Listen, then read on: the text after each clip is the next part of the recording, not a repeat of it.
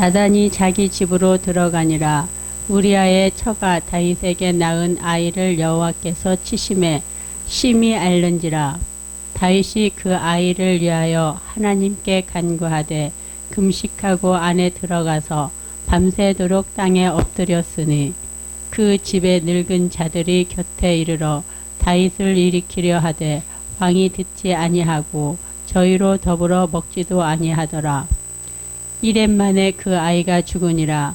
그러나 다윗의 신복들이 아이의 죽은 것을 왕에게 고하기를 두려워하니 이는 저희가 말하기를 아이가 살았을 때에 우리가 말하여도 왕이 그 말을 듣지 아니하셨나니 어떻게 그 아이의 죽은 것을 구할 수 있으랴. 왕이 회상하시리로다 함이라. 다윗이 그 신복들의 서로 수근거리는 것을 보고 그 아이가 죽은 것을 깨닫고 그 신복들에게 묻되 아이가 죽었느냐. 대답하되 죽었나이다. 다윗이 땅에서 일어나 몸을 씻고 기름을 바르고 의복을 갈아입고 여호와의 전에 들어가서 경배하고 궁으로 돌아와서 명하여 음식을 그 앞에 베풀게 하고 먹은지라. 신복들이 왕께 묻되 아이가 살았을 때 얘는 위하여 금식하고 오시더니 죽은 후에는 일어나서 잡수시니 어찌미니이까. 가로되 아이가 살았을 때에 내가 금식하고 온 것은 혹시 여호와께서 나를 불쌍히 여기사 아이를 살려 주실지는 누가 알까 생각함이었으니와 시방은 죽었으니 어찌 금식하랴. 내가 다시 돌아오게 할 수 있느냐. 나는 저에게로 가려니와 저는 내게로 돌아오지 아니하리라.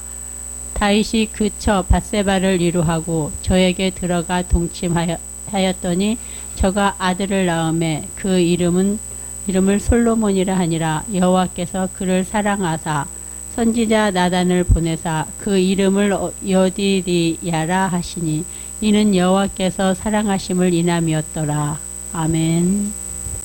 반갑습니다. 네, 먼저 감사 인사를 드려야 될 것 같아요. 저번에도 메시지 전하기 전에 먼저 감사 인사를 드렸는데 저희 가정을 위해서 또 기도해 주시고 아내가 재수술을 했는데 여러분들이 많이 염려해 주시고 마음을 함께 해 주시고 기도해 주셔서 지금 빠르게 회복되고 있습니다. 예전보다도 더욱더 건강한 모습으로 잘 회복되어서 주님의 기쁨이 되는 그런 아내가 되었으면 좋겠습니다. 또 뿐만 아니라 우리 성성의 권사님 그리고 라 목사님도 또 갑작스럽게 병원에 입원하게 되었는데 모든 질병 가운데 승리하시고 다시금 깨끗하게 건강하게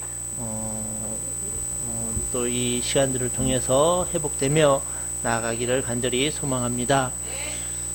빚진 자의 그런 마음을 가지고 저희 가정이 또 여러분들을 위해서 저희 역시도 함께 기도하는 그런 가정이 되기를 소망합니다. 우리가 세상을 살면서 안 아픈 게 제일 좋은 건데 안 아플 수 없는 그런 구조와 그러한 삶인 것 같아요. 제가 병원에 이제 보호자로 있으면서 그 큰 병원에 사람이 차고 넘치고 오히려 뭐 예약이 되어 가지고 몇 달 동안 사람이 밀려있는 그런 모습을 볼 수 있습니다. 죄로 오염된 세상은요, 그 질병이 끊일 수 없는 것 같아요. 인간의 그 타락으로, 인간의 그 욕심으로 인해서 이 지구는, 우리가 살아가는 이 지구는 안 아플 수가 없다라는 것이죠. 아플 수밖에 없다라는 것이에요. 그럼 바이러스들이 왜 생기겠습니까? 대기오염으로 자연이 파괴되어서 계속해서 백신과 신약이 발명이 되지만 그럼에도 또 신종 바이러스가 계속 생겨가지고 우리를 힘들게 한다라는 것이죠. 그래서 이 세상을 살아가면서 안 아플 수는 없지만 우리가 그러한 데미지들을 최소화시켜야 된다라는 것이죠. 우리의 건강을 우리가 잘 챙겨야 되겠고 하나님께서 우리에게 주신 육신을 우리가 함부로 훼손하지 않고 건강하게 규칙적으로 그런 생활들을 함으로 잘 지켜 나가는 것이 우리의 숙제인 것 같습니다.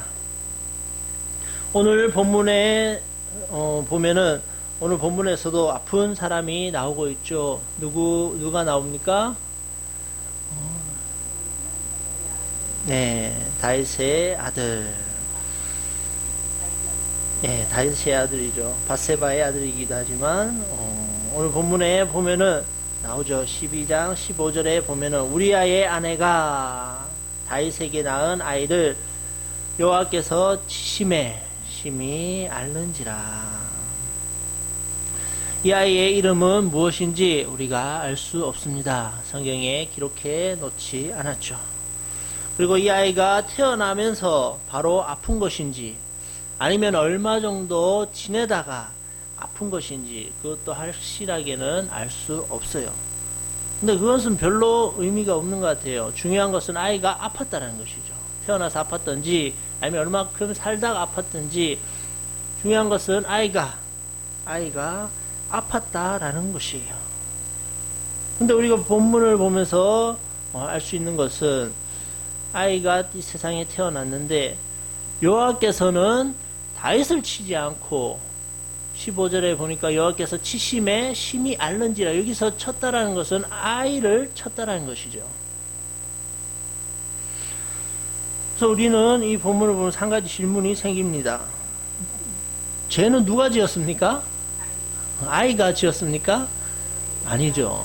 네. 다윗이 범죄를 하였죠. 왜 다윗이 범죄를 했는데 아이가 아픈가? 아이로서는 억울하지 않겠습니까? 자기가 죄를 지은 것도 아니고 다윗이 죄를 지었는데 본인이 아파서 결국에는 어떻게 됩니까? 죽게 되잖아요. 그 아이 입장에서는 억울할 수도 있다라는 것입니다.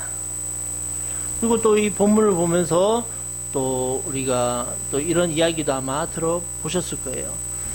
아이가 아픈 거는 다 부모의 죄 때문이다. 그렇게 이야기를 하는 분들도 있어요. 들어봤어요, 저도. 어떤 목회자가 그런 말들을 하더라고요. 맞는 말입니까? 왜 아이가 아픈데 부모가 죄를 지었다고 그렇게 말하는지. 가계의 저주를 이야기하면서 조상의 죄 때문에 너희 집이 형통하지 않는 거다. 그런 이야기들도 하죠. 우리 집안에 화가 있는 것은 조상들이 죄를 많이 지었기 때문에 이방신을 섬겼기 때문에 그렇게 이야기를 하는데 그 미신인 것 같아요. 우리가 한 가지 생각해야 되는 것은 성경에 나오는 모든 본문을 전부 우리 삶에 대입하고 해석하고 적용하면 안 된다라는 것이에요. 여기서 이제 이 아이가 다윗이 지은 죄 때문에 이렇게 병이 걸린 것도 있지만 반대로 이야기하는 그런 구절들도 있거든요. 에스겔 18장에 보면 이렇게 말을 하고 있죠.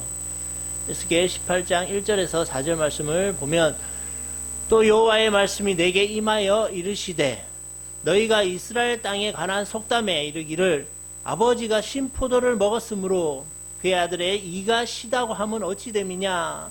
주 여호와의 말씀이니라. 내가 나의 삶을 두고 맹세하노니 너희가 이스라엘 가운데에서 다시는 이 속담을 쓰지 못하게 되리라. 모든 영혼이 다 내게 속한지라. 아버지의 영혼이 내게 속한 같이 그의 아들의 영혼도 내게 속하였나니 범죄하는 그 영혼은 죽으리라. 아버지가 죄를 지었다고 해서 아들이 벌을 받는 것이 아니라 범죄하는 그 영혼은 죽으리라고 성경에서는 이야기하고 있다라는 것이죠. 그래서 우리는 성경을 볼 때 본문을 통해서 의미하는 바가 무엇인지, 하나님이 우리에게 주시고자 하는 메시지가 무엇인지를 먼저 잘 발견을 해야 된다는 것이에요. 다윗에게 주는 그 메시지는요, 일반적인 메시지가 아니라 특수한 것이지, 특수한 것을 일반화시키면 안 된다는 것이에요. 예를 들어서 호세아서를 보면 호세아가 어떠한 여자를 아내로 받아들입니까? 예, 음란한 여인을 받아들이잖아요. 그럼 그 본문을 보면서 아 그렇구나, 우리 역시도 음란한 여인을 받아들여야 되구나. 또 그 음란한 여인이 몇 번을 다른 남자에게 가더라도 그걸 똑같이 그 여자를 받아들여야 된다라고 이렇게 적용하고 해석하면 되겠습니까? 아니죠. 그 본문을 통해서 하나님께서 주시는 그 메시지를 알아야 된다는 것이에요. 호세아서를 통하여서 주는 메시지가 무엇입니까? 이스라엘 백성들을 빗대어서 얘기하고 있는 거잖아. 이스라엘 백성들이, 북이스라엘 백성들이 하나님 앞에 계속해서 범죄하고 너희들의 모습이 마치 이와 같다. 그럼에도 불구하고 하나님은 계속해서 용서하시고 너희들을 받아들이고 한다라는 그 메시지를 우리가 알아야 된다라는 것이죠. 다시 돌아와서 오늘 본문에 보면 다윗이 범죄를 하였는데 왜 아이를 아프게 했는지 우리는 알 수 없어요. 왜 아프게 했는지 알 수는 없지만 한 아이의 희생을 통해서 하나님께서 우리에게 주시는 그 메시지를 우리는 알아야 된다라는 것이에요. 다윗 입장에서도 마음이 어떻겠습니까? 차라리 자신이 아프고 그 죄의 대가를 치르면 낫겠지만 아픈 아이를 볼 때 얼마나 마음이 아프고 그 아이를 생각할 때마다 평생 죄책감에 사로잡혔을 것이에요. 그 죄책감이 계속해서 따랐을 것입니다. 부모와 자식 간의 가장 불효가 무엇입니까? 자식이 부모보다 먼저 떠나는 것이 가장 큰 불효잖아요.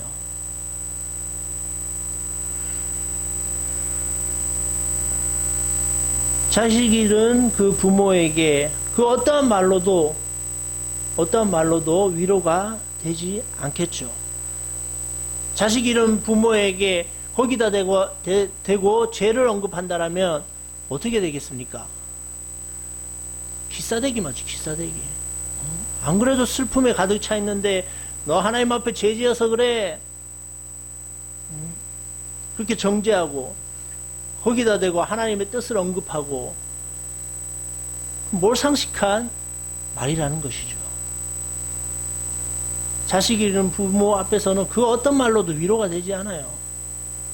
시간이 지나야 된다는 것입니다. 시간이 지나야 되고 그냥 그를 위해서 기도해주고 울어주고 마음을 같이 할 수밖에 없다라는 것이죠. 다윗이 그러한 마음을 가졌을 것 같아요. 다윗이 그 아이가 다시 살아나기 위해서 어떻게 애썼는지 오늘 본문을 통해서 우리가 알 수 있어요. 16절에 보십시오. 같이 한번 읽어보시겠습니다. 시작.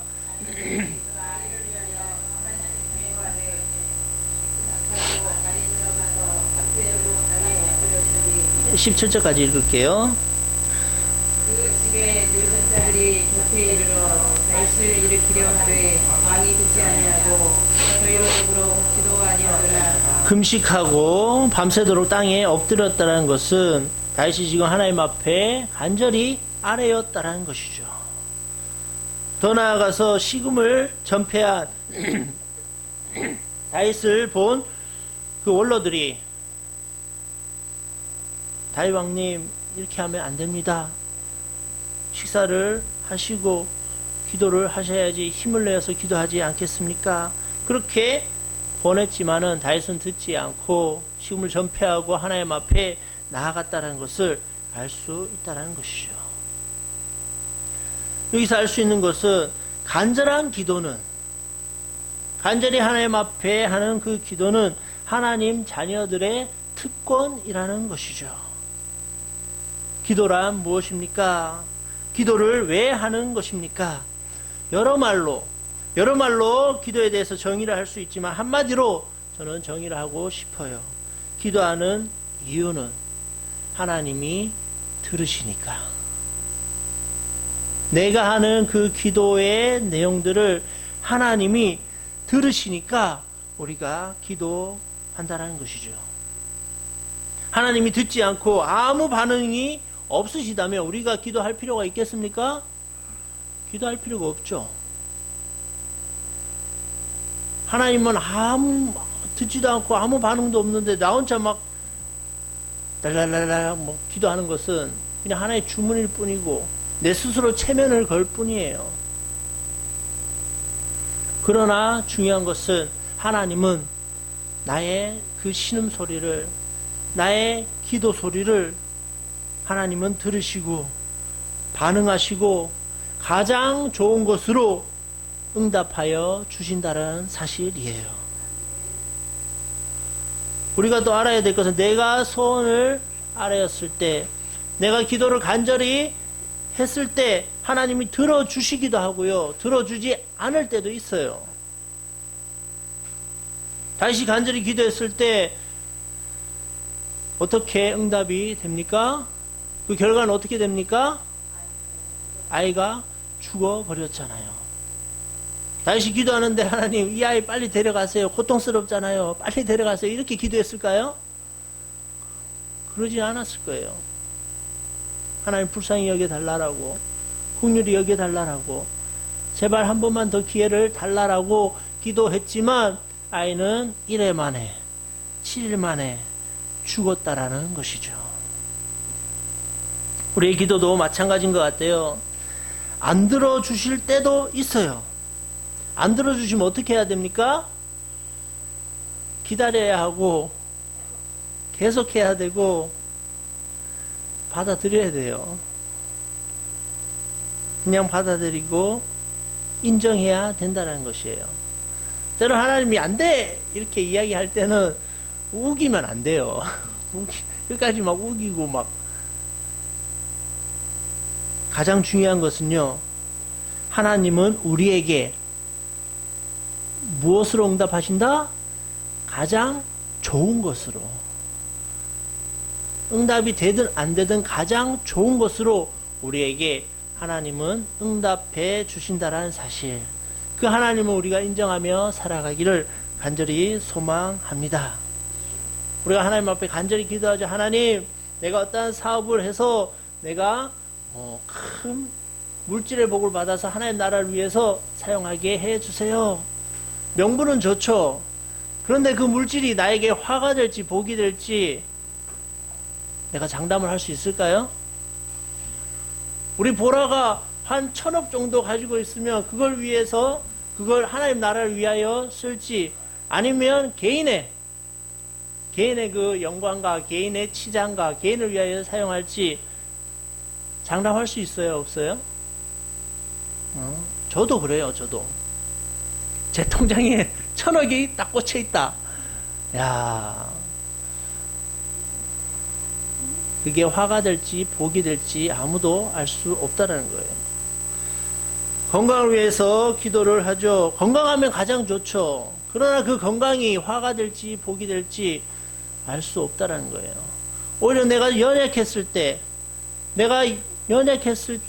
더 하나님께 배달리고 하나님 앞에 나아갈 수 있는 그 길이 되고, 오히려 그게 더 복이 될 수 있다는 거예요. 아무리 건강하면 뭐합니까? 주일날 건강하다고 나가서 놀러 다니고 등산 가고, 그럼 건강한 것이 오히려 화가 된다는 것이죠. 지식의 복이 있다라고 할 때 그 지식의 복이 화가 될지 복이 될지 알 수 없다는 거예요.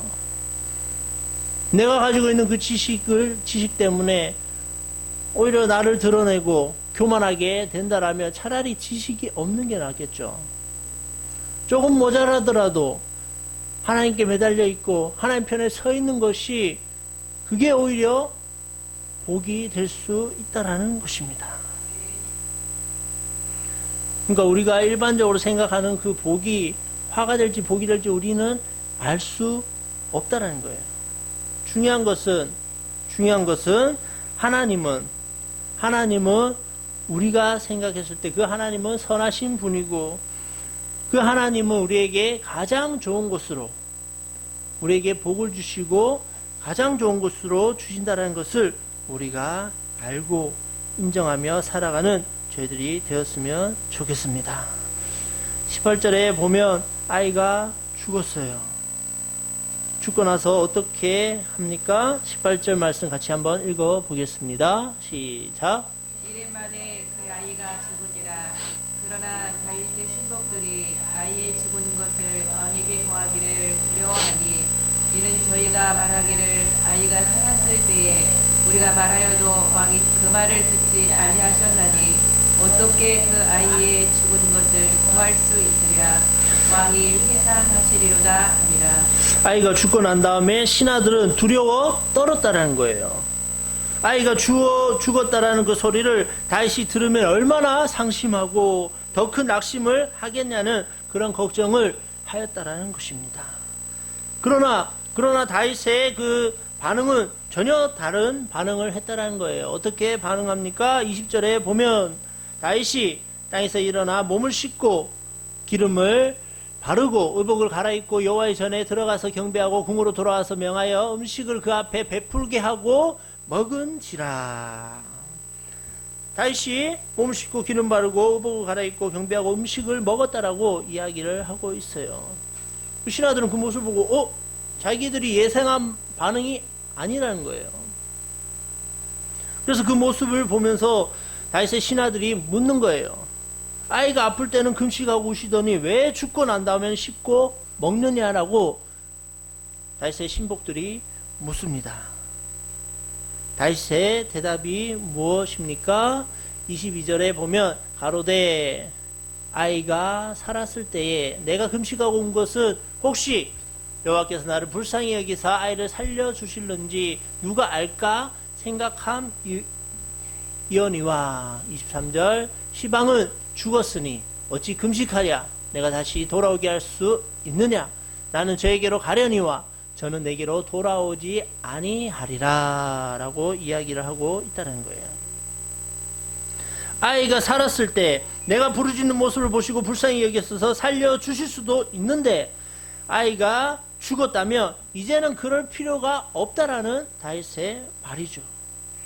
그런데 여기서 핵심적인 말은요 23절에 있어요. 23절에 보면 시방은 죽었으니 어찌 금식하랴. 내가 다시 돌아오게 할 수 있느냐. 나는 저에게로 가려니와 저는 내게로 돌아오지 아니한다라고 다윗이 이야기하고 있다는 거예요. 나는 그에게로 가려니와 그는 내게로 돌아오지 않는다라고 다윗이 지금 이야기하고 있어요. 다윗이 지금 나는 그에게로 간다라고 말을 하고 있죠. 다윗의 지금 이 말은요 단순히 세상의 그 삶과 죽음을 다윗이 이야기하는 것이 아니라는 거예요. 그 이상의 그 의미가 내포되어 있다는 것이에요.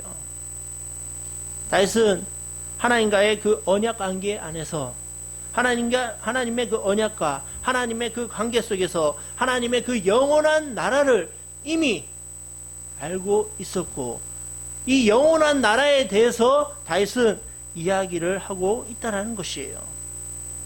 아이가 먼저 그 나라에 입성하였고 나 또한도 훗날 그 영원한 나라에 입성하게 될 것을 다윗은 이야기하고 있다는 것입니다. 우리 역시 이 영원한 하나님의 그 나라, 하나님의 나라를 우리 역시도 소망하며 살아가야 한다는 것입니다. 하나님의 나라가 어떤 곳입니까? 계시록 말씀에 보면 21장 3절에서 7절 말씀, 너무나도 우리가 잘 알고 있는 말씀. 내가 들으니 보좌에서 큰 음성이 나서 이르되 보라 하나님의 장막이 사람들과 함께 있음에 하나님의 그들과 함께 계시리니 그들은 하나님의 백성이 되고 하나님은 친히 그들과 함께 계셔서 모든 눈물을 그 눈에서 닦아 주시니 다시는 사망이 없고 애통하는 것이나 곡하는 것이나 아픈 것이 다시 있지 아니하리니 처음 것들이 다 지나갔음이러라. 보좌에 앉으신 이가 이르시되 보라 내가 만물을 새롭게 하노라 하시고 또 이르시되 이 말은 신실하고 참되니 기록하라 하시고 또 내게 말씀하시되 이루었도다. 나는 알파와 오메가요 처음과 마지막이라.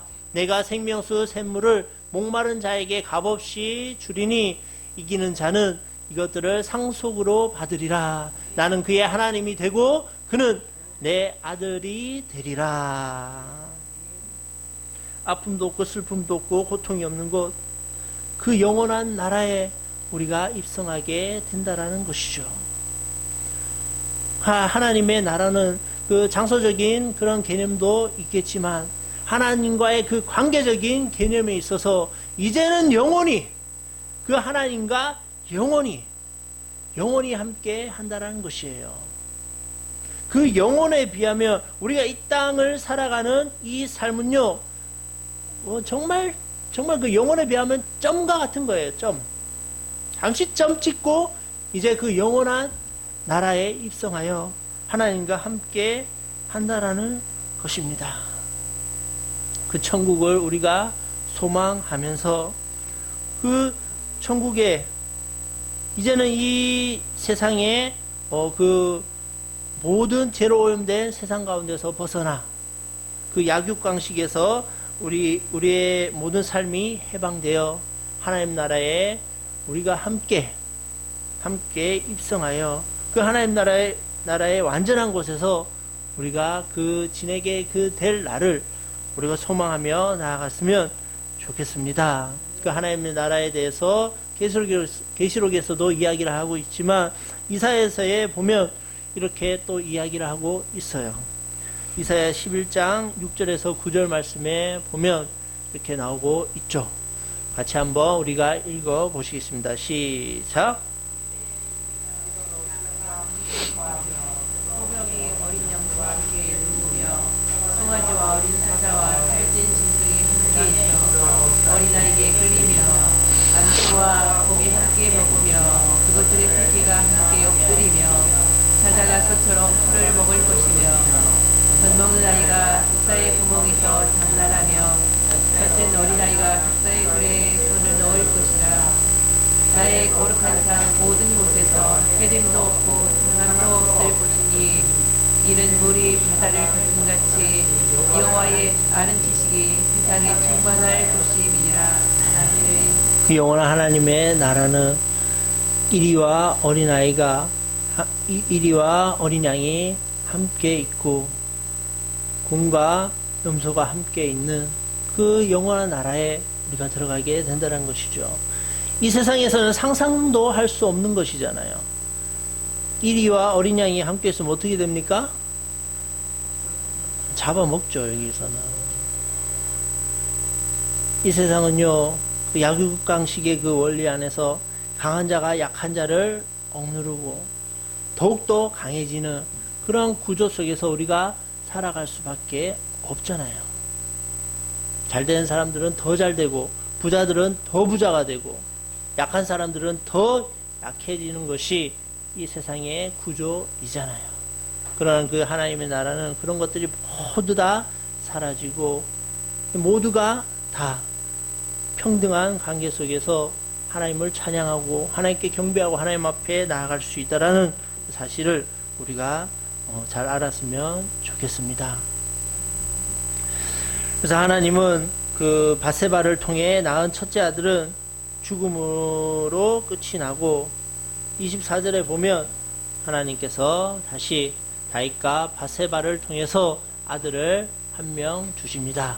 24절 같이 읽어 보시겠습니다. 시작.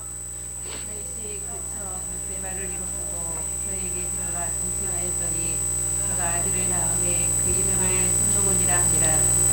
여호와께서 그를 사랑하사 다음 절. 선지자 나단을 보내사 그 이름을 여디디아라 하시니 이는 여호와께서 사랑하심을 인하리더라. 밧세바를 통해서 두 번째 아들을 주십니다. 누구입니까? 솔로몬이고요. 그의 별명을 뭐라고 이야기합니까? 여디디아라고 이야기를 합니다. 무슨 뜻입니까? 여호와께서 솔로몬을 사랑하셨다라고 이렇게 말씀하고 있죠. 하나님은 하나님은 솔로몬의 그 어떤 성품이나 행동을 보고 사랑하셨다라는 말이 아니죠. 지금 솔로몬이 이제 태어난 거예요. 태어났는데 그 태어난 아기가 하나님을 뭐 기쁘시게 할 수 있는 그런 행동을 할 수 있을까요? 없어요. 어린 갓난 아기들이 하는 것이 무엇입니까? 울고 똥 싸고 젖 달라고 막 땡깡지기고. 어제 저희 아내가 저기 대전에 있는 애화 선교사님하고 통화를 하는데 애기들 미치겠대요. 낮밤이 바뀌었대요. 그래서 이틀 동안 잠을 못 자가지고 미치겠다라는 거예요. 애기 키우는 게 이게 쉬운 게 아니죠. 그래서 선민이 뭐 그 얘기를 듣고 웃긴지 뭐 하하호호 웃으면서 그 엄마 당사자는 뭐 힘들다고 이야기하는데 애기 키우는 게 쉽지 않다라는 것이에요. 하나님도 지금 솔로몬을 보고 사랑하셨다라고 했는데 그가 어떤 행동이나 그 애기들이 하는 행동이 뭐 그렇게 뭐 잘하는 행동이 없어요. 땡깡지기고 배고프다고 하고 지 기저귀 축축하면은 찝찝하니까 막 갈아달라고 울고 그런 행동밖에 할 수 있는 것이 없다라는 거예요. 그러나 하나님은 지금 태어난 그 솔로몬을 사랑하셨다라고 이야기를 하고 있는 거예요. 그렇다고 해서 이제 솔로몬이 나중에 장성한 다음에 그의 삶을 돌아볼 때 솔로몬이 그렇게 뭐 하나님을 기쁘시게 한 그러한 사람은 또 아니에요. 오히려 그의 삶을 보면 아내를 몇 명이나 뒀습니까? 1000명의 아내를 두고 이방신들을 허용하고 제단의 우상을 받아들인 인물이 바로 솔로몬이라는 것이에요. 그럼에도 하나님은 그를 사랑하신다라고 이야기를 하고 있는 것이에요. 왜 그렇습니까? 왜 하나님이 솔로몬을 사랑하신다고 말씀하십니까? 하나님의 선택. 그렇죠. 그 인간 편에서는 우리가 하나님이 왜 그런 솔로몬을 선택했는지 알 수 있을까요? 없을까요? 하나님 마음이에요. 하나님 마음. 네. 토기장이의 그 마음이에요. 로마서 9장 11절 14절에 보면 이렇게 말씀하고 있어요. 그 자식들이 아직 나지도 아니하고 무슨 선이나 악을 행하지 아니한 때에 택하심을 따라 되는 하나님의 뜻이 행위로 말미암지 않고 오직 부르시는 이에게로 말미암아 서게 하려 하사 리브가에게 이르시되 큰 자가 어린 자를 섬기리라 하셨나니 기록된 바 내가 야곱은 사랑하고 에서는 미워하였다 하신가 같으니라. 그런즉 우리가 무슨 말 하리요? 하나님께 불의가 있느뇨? 그럴 수 없느니라.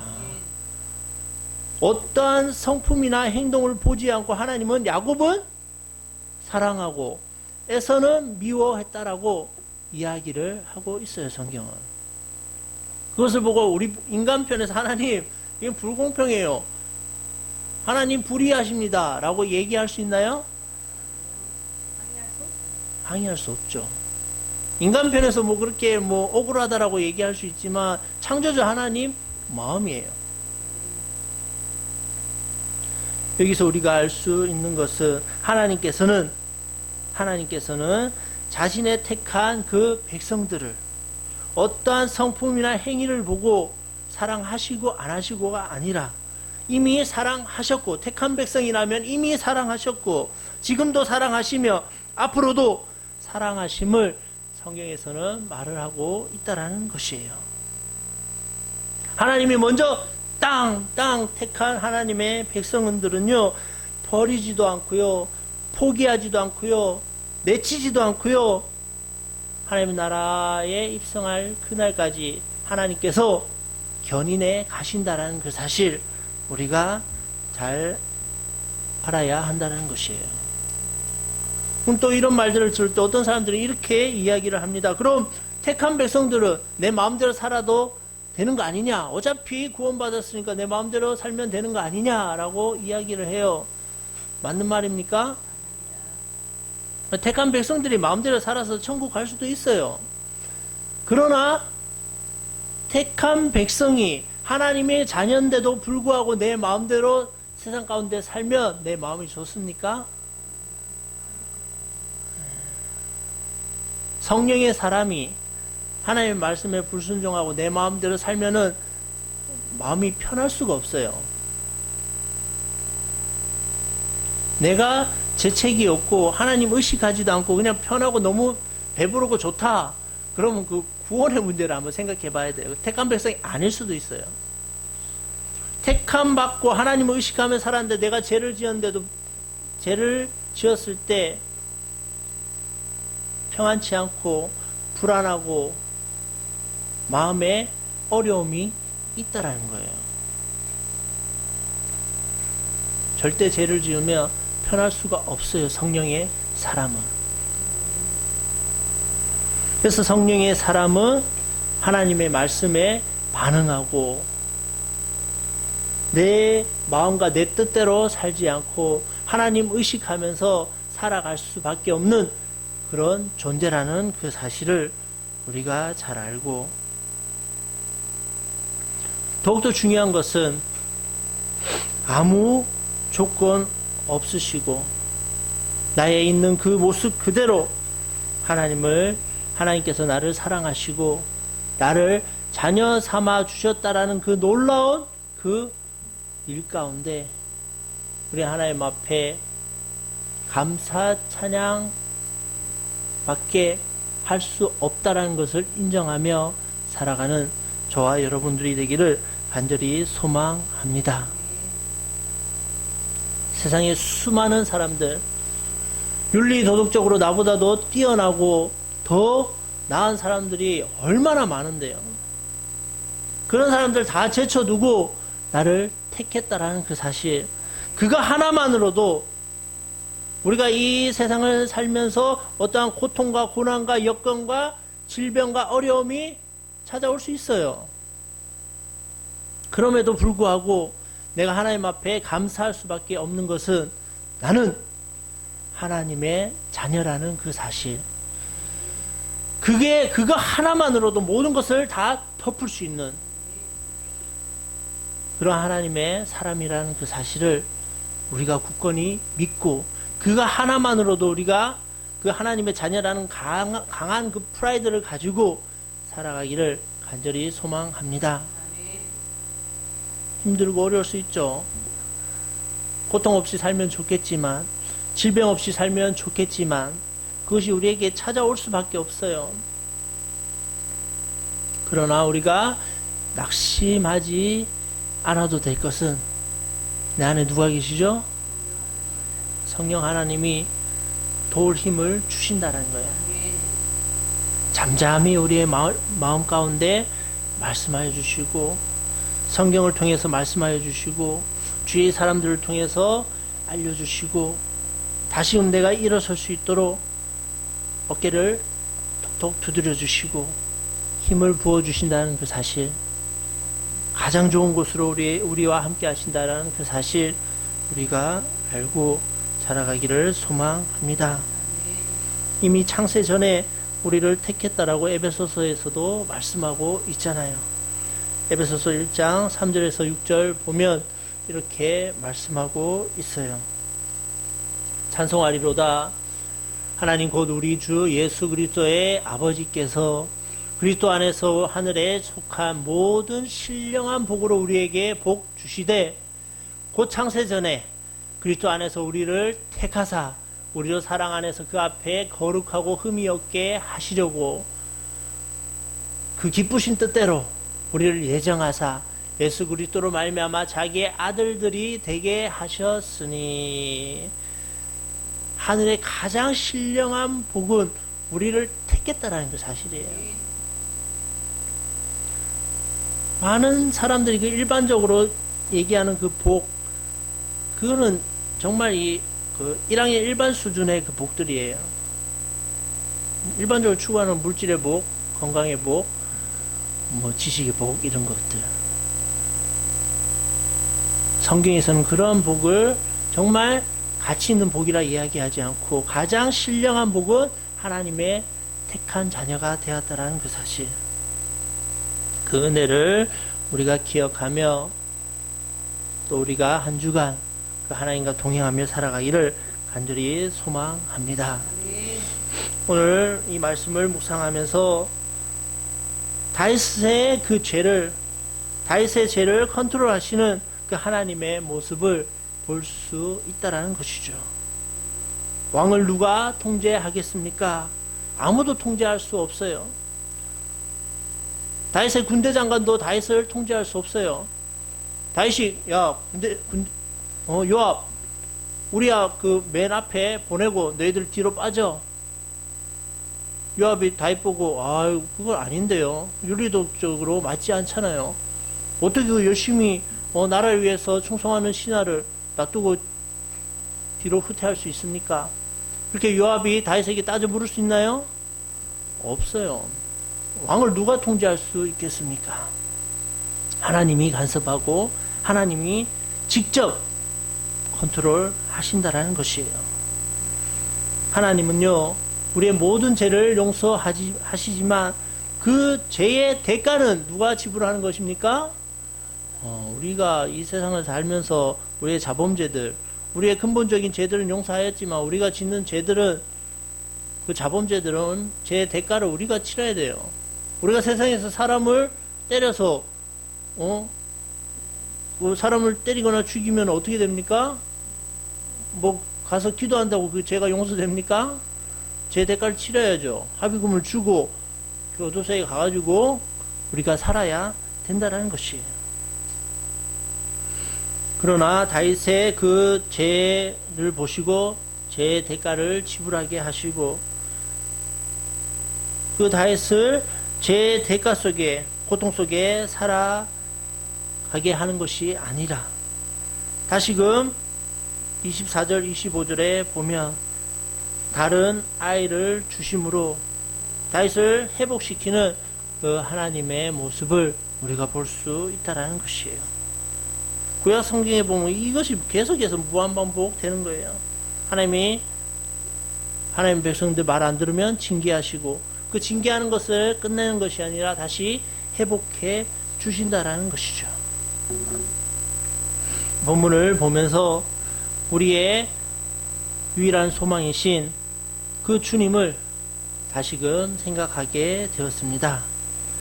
죄로 인하여 고통과 아픔과 하나님과의 그 단절된 그 삶을 사는 우리에게 그 죄의 문제를 해결하기 위해서 예수 그리스도를 이 땅 가운데 보내주시고, 그 십자가의 그 사건을 통해 하나님과의 그 깨어진 관계를 다시금 회복해 주시고, 실수투성인 우리들이지만 하나님께서는 여전히 우리를 사랑하고 계심을 우리가 볼 수 있다라는 것이죠.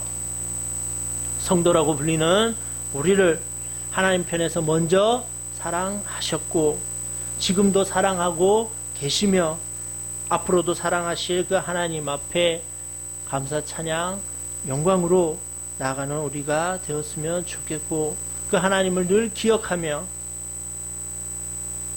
성도로서의 그 하나님께 부여받은 그 특권, 하나님과 기도함으로써 우리의 영혼이 늘 호흡하며 하나님 의식하며 나에게 주어진 그 삶의 자리에서 하나님과 늘 동행하며 살아가는 우리의 삶이 되기를 간절히 소망합니다.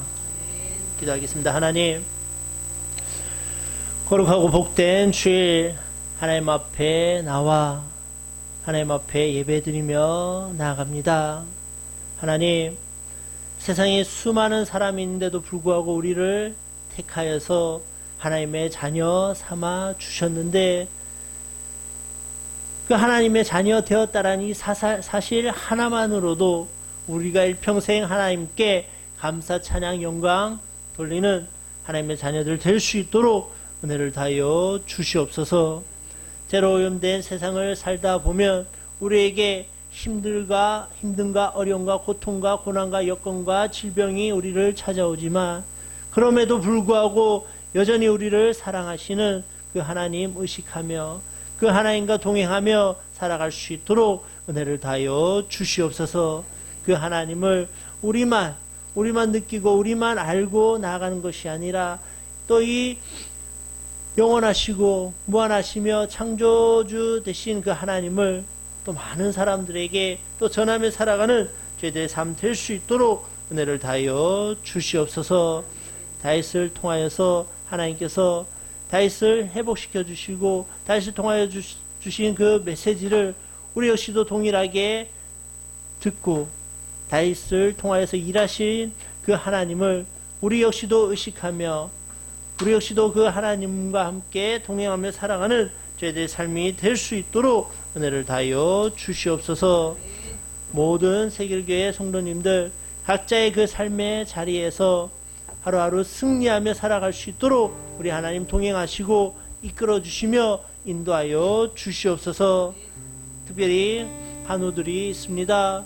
우리 라요한 목사님 그리고 선성의 권사님 송주희 사모님 하나님 이들을 더욱더 붙잡아 주시고 마음에 힘을 다해 주시고 모든 질병으로부터 해방되어 나아갈 수 있도록 은혜를 다하여 주시옵소서.